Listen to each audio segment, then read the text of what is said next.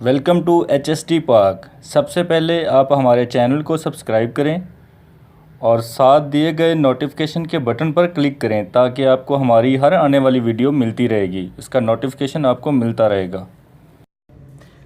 नाजरीन, जैसा कि सब लोगों की ये ख्वाहिश होती है कि हाथ और पाँव जो हैं उनके ब्यूटीफुल नज़र आएँ, नरम मुलायम हों, खूबसूरत हों, तो उसके लिए आज एक हर्बल रेमेडी आपको मैं शेयर कर रहा हूँ।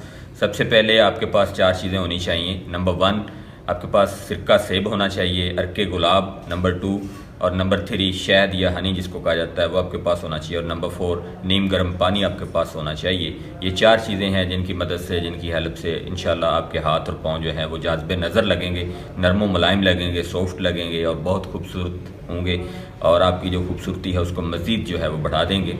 नाज़रीन, करना ये है कि इन चारों चीज़ों में से सिरका सेब 1 चम्मच, शहद 1 चम्मच और अर्के गुलाब 1 चम्मच, इनको नीम गर्म पानी के अंदर अच्छी तरह से मिक्स करें।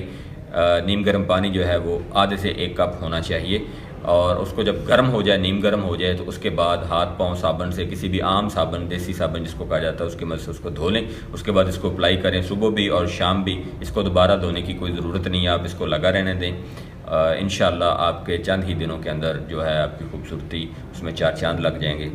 अल्लाह हाफिज़।